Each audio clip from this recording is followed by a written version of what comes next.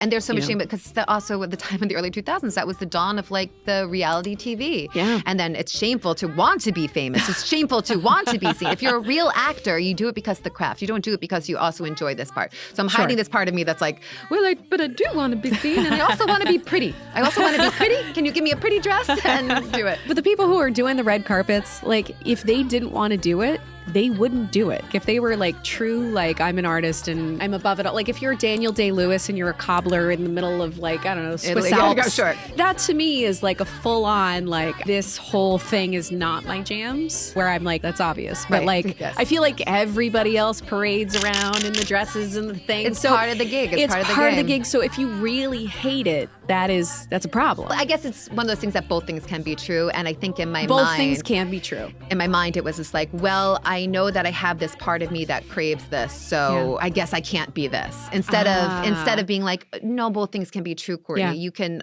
also like not have to go to the Swiss Alps and be a cobbler with Daniel Day-Lewis.